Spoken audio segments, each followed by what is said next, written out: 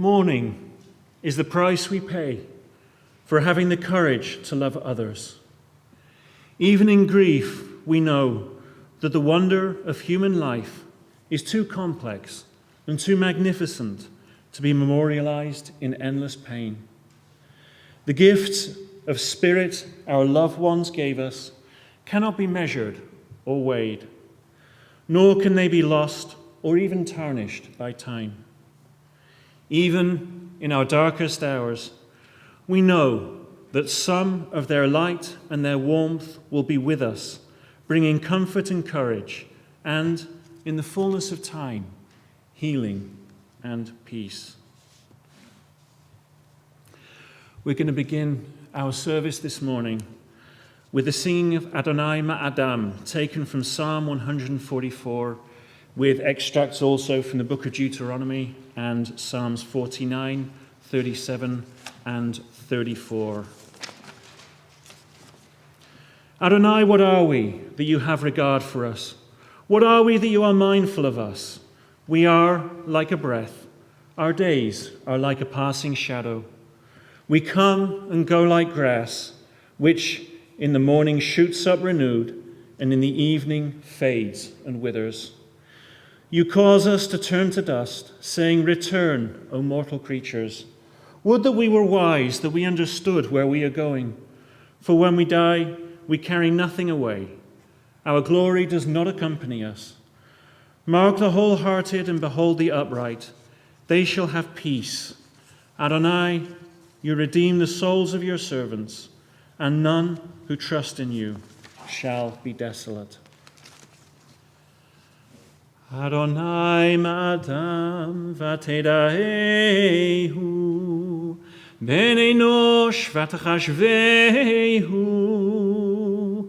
Adam lahevel dama yamav k'tzei lover Baboker yatzitz v'chalaf la'erev yimolel v'yavesh Tashev enosh adaka v'atomer shuvu v'nei adam luchochmu yaskilu zot yavinu lacharitam ki lo v'moto yikach hakol lo yered acharav kevodo Podeh Adonai nefesh avadav v'lo yeshemu kol hachosim bo.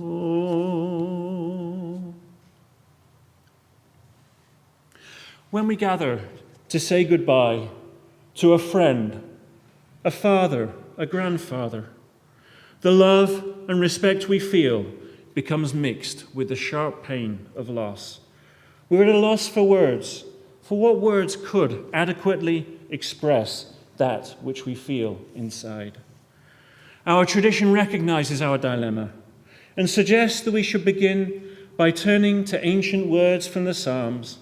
And in the pamphlet that we're going to be using today, there are a number of psalms and prayers that we'll be saying together. For now, we'll continue on the inside cover as we read together Psalm 24. Please join me. The earth is the Lord's and all its fullness, the world and all who dwell there. For God laid its foundations upon the sea and established it upon the currents. Who may ascend the mountain of the Lord? Who may stand in God's holy place? Those with clean hands and pure hearts, who never speak with malice, who never swear deceitfully. They shall receive blessings from the Lord, justice from God their helper. Such are the people who turn to you, who seek your presence, O God of Jacob. And we'll continue first with the chanting of Psalm 121, after which we will continue reading responsively in the English. Sinai el heharim me'ayin yavo ezri Ezri me'im Adonai, ose shamayim va'aretz. Al yitein lamot raglecha, al yanum shomerecha, hine lo yanum v'lo yishan shomer Yisrael. Adonai shomerecha, Adonai tzilcha al yad yaminecha, Yomam hashemesh lo yakeka, ve'yareach balayla. Adonai yishmorcha mikol ra, yishmor et nafshecha. Adonai yishmor tzeitcha uvoecha, me'ata ve'ad olam. And we'll continue together in the English. I lift up my eyes to the mountains. What is the source of my help? My help will come from Adonai, maker of heaven and earth. God will not let your foot give way. Your guardian will not slumber.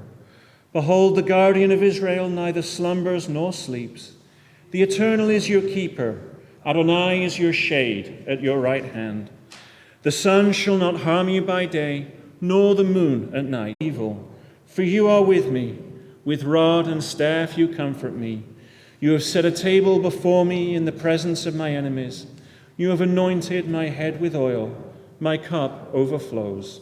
Surely goodness and mercy shall follow me all the days of my life, and I shall dwell in the house of the Lord forever. And we'll continue with a reading not found in the pamphlet taken from chapter 3 of the book of Ecclesiastes. There is a time for everything, a time for every experience under heaven, a time to be born and a time to die, a time for planting and a time for uprooting the planted, a time for destroying and a time for healing, a time for tearing down and a time for building up, a time for weeping and a time for laughing, a time for wailing and a time for dancing, a time for throwing stones and a time for gathering stones, a time for embracing and a time for refraining from embraces, a time for seeking and a time for losing, a time for keeping and a time for discarding, a time for tearing and a time for sowing, a time for silence and a time for speaking, a time for loving and a time for hating, a time for war and a time for peace.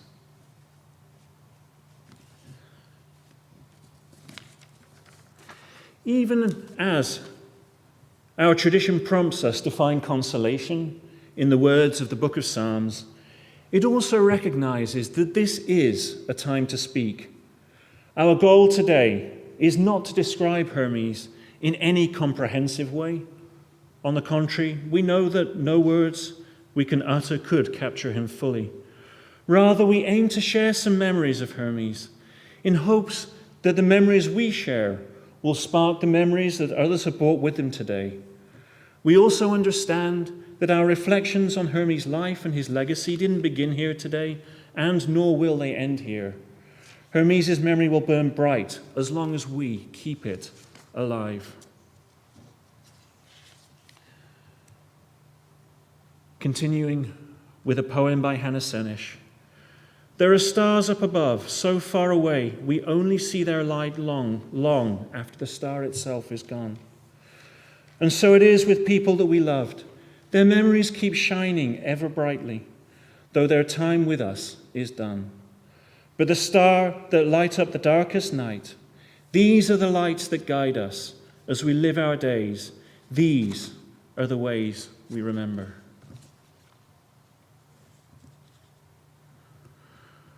When I met with Gail, Carrie, Julie and Rick just a few days ago to talk about Hermes' life, a couple of thoughts really did stand out in terms of who he was. First, he lived life to the fullest. Second, he felt a strong sense of duty to those around him. And as we progressed through the conversation, it became very much apparent there was also a third, which is as we will hear from the family later, he had a wry and a wicked sense of humor. When we gathered together for Thelma's funeral a couple of years ago, it was clear how important friends and family were to both of them. Their own relationship began as a friendship. Hermes met Thelma in high school, and they remained casual friends until they became properly reacquainted after he returned from military service. And their friendship then blossomed into a 74-year marriage. Hermes did so much with his life. After attending dental school in his late 20s, he became a practicing dentist, with Thelma helping him in the office once the children had moved away from home. Hermes also used his skills as a dentist and his many other skills to volunteer, supporting the health and lives of many people over the years who could otherwise have struggled to find treatment and help due to financial or psychological adversity.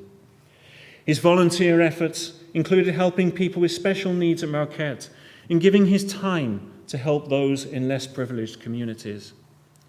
Later in life, after becoming a grandparent, he also became, as we'll hear more about later, a self-taught photographer. And because he never did things by half, Hermes did not take a simple, if I can say, point-and-shoot approach. In fact, his family showed me a wonderful photograph from a visit he made to Arlington National Cemetery, in which, as well as looking in good health, he's also sporting a camera, which kind of looking at, I thought, this is a level of complexity that one might not think is entirely commensurate with the age of the person in this photograph. The seriousness with which Hermes took photography extended to all areas of his life as well, and he didn't seem to slow down.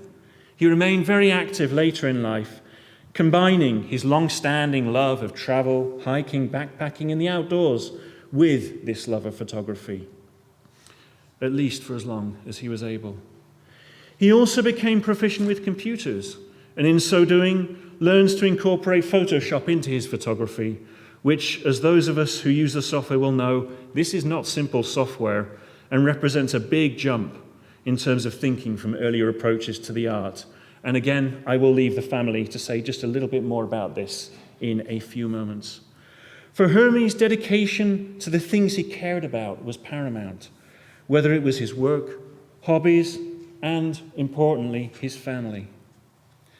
At this point, I would like to invite some members of the family to come up and share some memories of Hermes and his life.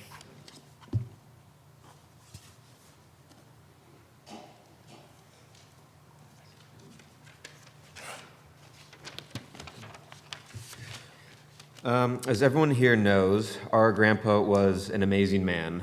Reflecting on the past 25 years, I realized that from a very young age, I wanted to do everything that Grandpa did.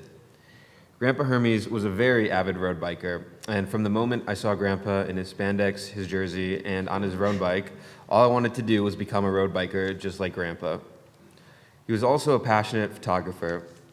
Well, fast forward to college, and I'm getting a degree in photojournalism. Everyone also knows that I love music and am a musician, but our family has often questioned where I got my musical abilities from. I have never questioned that because Grandpa was a percussionist in the Kenosha Symphony. Now I'm a drummer, and who knows, maybe in 10 years I'll become a dentist. We don't think it's possible for any grandparent to be more involved in their grandchildren's lives than our grandpa. He'd be in Chicago for every one of Sam's dance recitals and figure skating competitions. He literally turned our lives into a reality show, documenting everything from the moment of our births to us at 25 years as an adult at this past Thanksgiving. He photographed everything and will be forever grateful knowing we can go back and share our lives with him again, even though he is gone. Even at 97, Hermes always amazed us. His mind never slowed down. Grandpa was able to keep up with Sam's ranting on and on as if they were the same age, and he certainly wasn't afraid to dish it back if he needed to. He certainly wasn't afraid to take what he wanted, saying he only wanted a few sips of Sam's wine, but then ended up finishing her glass. Especially the fact that as he got older, he truly became Sam's confidant and best friend. Grandpa didn't just teach me how to ride a bike, how to take a photograph or mow the lawn or play the drums, but he showed me what it meant to be an incredible man and, when the time comes, husband and father.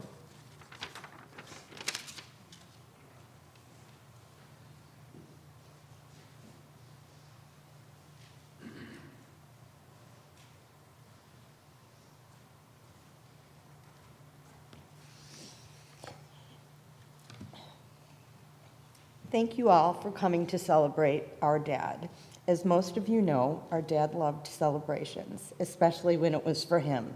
He loved parties and he loved getting presents, which made it all that much more fun to plan his parties and to get him presents. We've celebrated all of his milestone birthdays in a big way, and I am so thankful we did. Our dad was a very active person. Every summer throughout my childhood, as my friends were taking trips to Disneyland and the beach, we were going on backpacking trips. And I mean hardcore backpacking. My backpack was often heavier than I was. We made meals from a Coleman stove, we pitched tents, and we had to tie our food up so the bears wouldn't get to it. It was crazy. My mom was such a good sport about it. As I look back now on all of those vacations, I love the memories that were created, and I've learned to appreciate nature, skipping rocks, starting fires, and even the art of going to the bathroom outside. As I was looking through pictures the past few days, I found the one of me catching my first fish. I looked totally grossed out, and my dad looked so proud. Dad was an avid bike rider. He biked until he was about 89, only stopping when his balance became an issue. He owned several bikes, and to my mom's dismay, none of which were in our garage. They were all in a bedroom in our home. He did have one very special bike, a Cinelli, which he referred to as his Italian mistress. When I think of my dad, I think of a spiffy dresser. He loved jackets, and I don't mean suit jackets, I mean jackets. He had more jackets than I had shoes. He was a very fashionable guy, loved bow ties, and had quite a collection. Later in life, Dad took up photography. He photographed every soccer, baseball, basketball, hockey game, dance recital, ice skating competition, school play, graduations of Mara, Jamie, Zach, and Sam. Just a month ago, he copied all of his photos for me onto USB drives, organizing them by year, month, and event. In later years, he learned how to use Photoshop, which, as we all know, is not easy. He bought a Photoshop for Dummies book and just jumped right into it. He'd email me pictures and say, great picture, Julie, I removed your double chin. Or you looked tired, I hope you don't mind, I covered up your dark circles. Our dad was the most half-glass full person I will ever know. He loved living and made each day count. We will miss him more than words can express. Thank you, Dad, for being the best dad ever.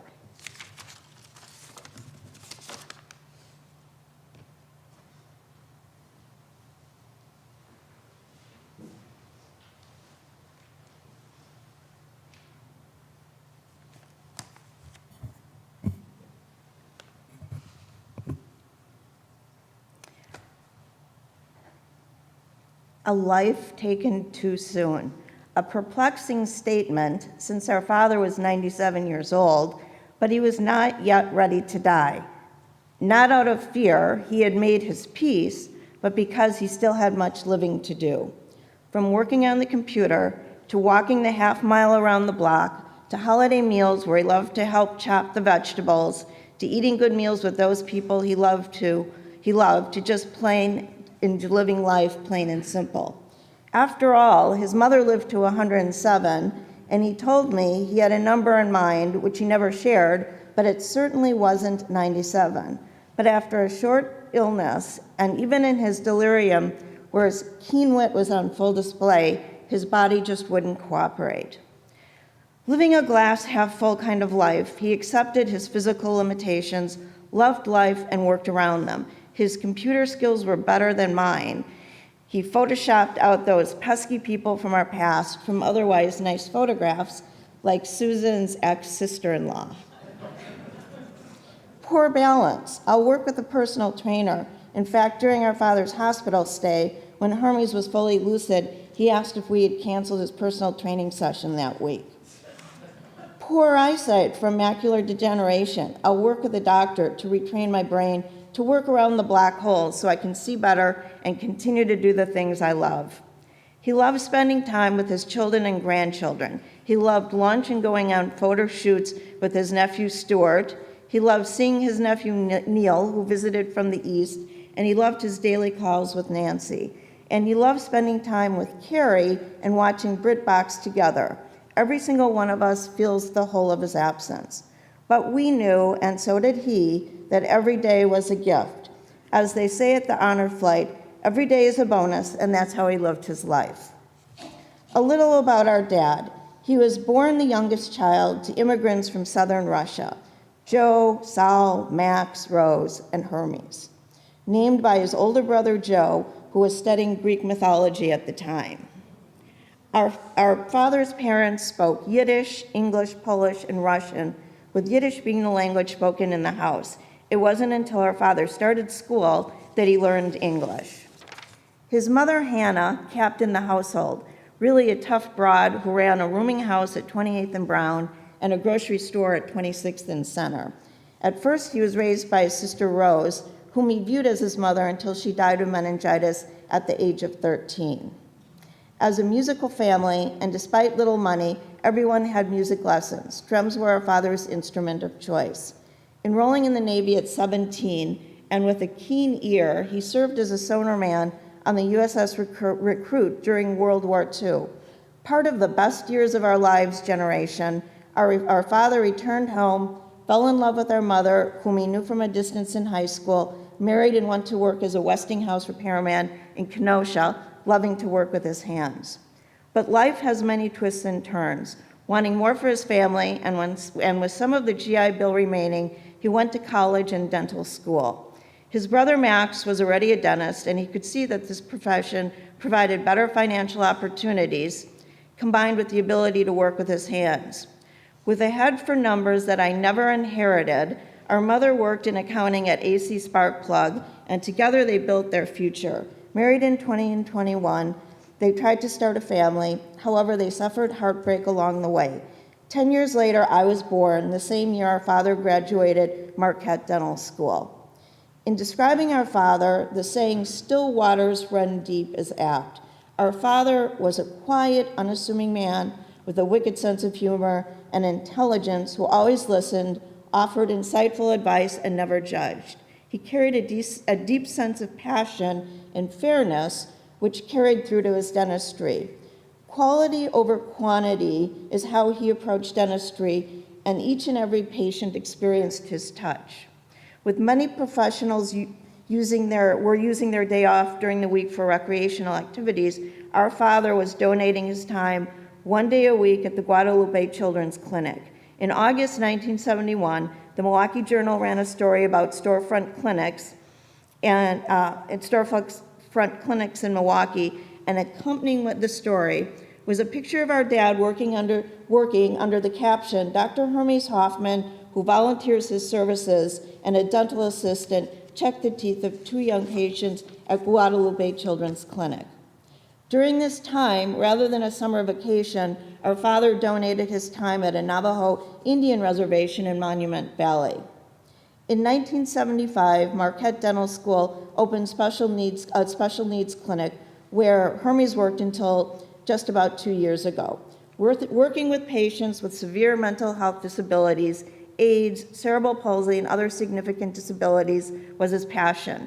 In 2011, he was honored by Marquette with the Part-Time Faculty Excellent in Teaching Award, and in 2016, featured in the Dental School magazine. In the latter years, the clinic was supervised by Dr. Agnes Damagala, who became like another granddaughter to him. Once a month, every Thursday, we would have lunch at Miss Katie's Diner, where Denise reserved a special table for us. We would split a chocolate shake. Once, when it had been too long since I joined my father for lunch, Denise scolded me for not coming often enough for lunch with my gem of a father, quote unquote. She was right, and my priorities were wrong. If dentistry was my father's passion, his heart was his family. He loved his wife and children, but reserved a special spot for his grandchildren. The 2 oldest, Mara and Jamie, he loved dearly. When they came into his life, he was in the process of honing his photography skills. He photographed every goal and basket during soccer and basketball season, not to mention all the other milestones along the way. By the time Sam and Zach came along, Hermes was already well practiced with the photographic lighting and all the different camera settings. So many dance recitals and figure skating shows. So many sporting events for Zach, but all a labor of love. Every hockey season, he would put together a disc highlights for all of Zach's teammates and hand them out. Grandpa Hermes was always the team photographer, and who can forget his canine photography worthy of submission to any dog lover's magazine. Always an active parent, too, in my younger years, the two of us camped on Rock Island. Another time we went canoeing, where several people passing by said, "Those two Indians really don't know how to canoe." Later on, he always made sure I had a full complement of teeth, don't even ask, bought my AAA card to this day, and when Rick was out of town, came to dispose of an enormous dead squirrel killed by the dog after my sister abandoned me with it. In 2018, I was the lucky one who accompanied him on the unforgettable honor flight. One of the few World War II veterans on the trip, he proudly stood and saluted with his fellow soldiers and sailors at the mall for a group photograph. He and I walked the mall together, and my father reminisced about his years in the Navy, and I was transported back to those years with him. To be honest, several of those stories involved heavy drinking on his part. For those who don't know, on every honor flight on the way home, they do a mail call to replicate the letters received by soldiers and sailors overseas. Here, family and friends were asked to write letters to the veteran describing what their service meant to them. I watched him read and absorb the heartfelt words of those close to him, how meaningful it was for him to read those letters where family and friends expressed the value of his service. I saw it on his face in the glow of the aircraft lighting. Just this week, as I looked through his office for something, I saw the packet of letters he received, all neatly folded together. With his death, our family has lost one of the great ones. Example and inspiration, we can only hope to aspire to his personal characteristics. And frankly, I really don't feel like this eulogy does him justice. Professional success for him was in a job well done and participating in a shared vision of quality dental care for the disadvantaged, and making the Hermes Hoffman exception in his practice for those who needed care but couldn't afford it. But most importantly, he was an exceptional family man who truly loved all of us. My father was the sturdy oak of our family, the North Star whom we all would have wished would have lived until 107, Kinahora, as his mother would say. At some point, we will all raise a glass to a giant man among men, the pulse of our family, and to us, the best father ever.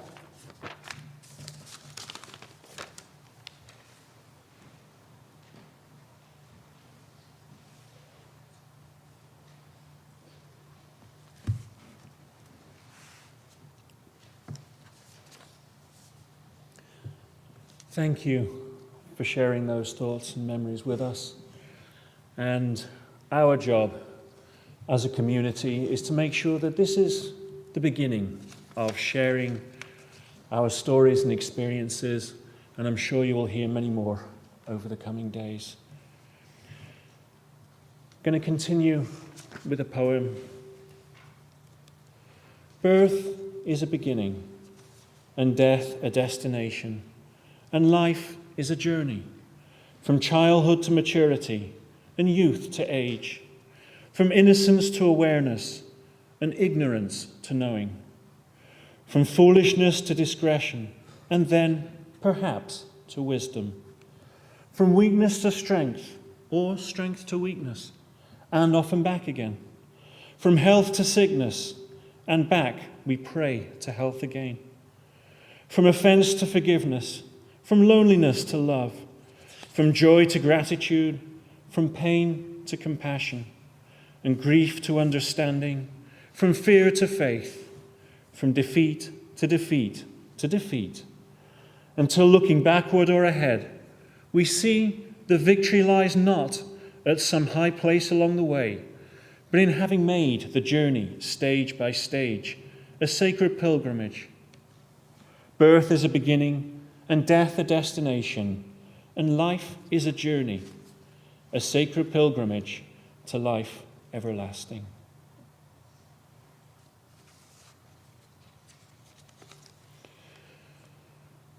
We now return to the pamphlet on the back inside page as we bring this portion of our service to a close with the El Mali Rachamim.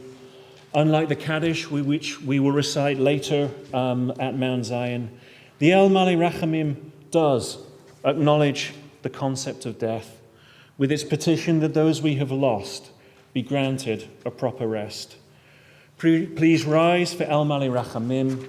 We're first going to chant it in the Hebrew, and then we will read together in the English. El Mali Rachamim shochen bamromim Hamtzemenu chanechona tachat kanfei hashchina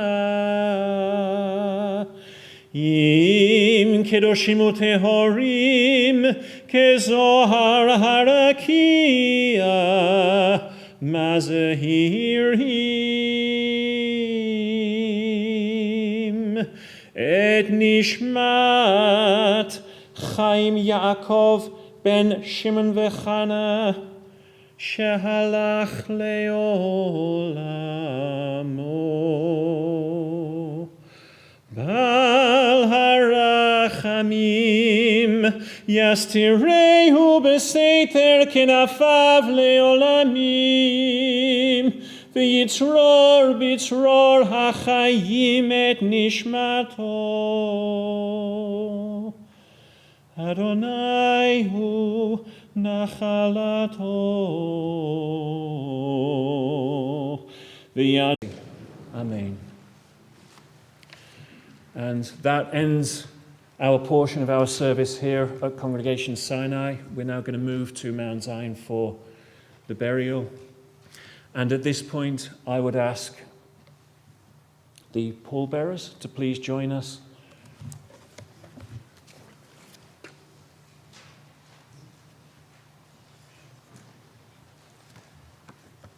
Just a brief pause. Before we continue to Mount Zion Cemetery, just a few quick announcements. We will not be going in a funeral procession. For those of you who need instructions to the cemetery, we have them printed out on maps located outside the sanctuary. Following burial today and Thursday from 6 to 8 p.m. at the Meyer-Hoffman residence, everyone is cordially invited back to visit with family, share some stories, and be together. At this time, we ask that everyone remain standing until the casket has left the sanctuary. Thank you.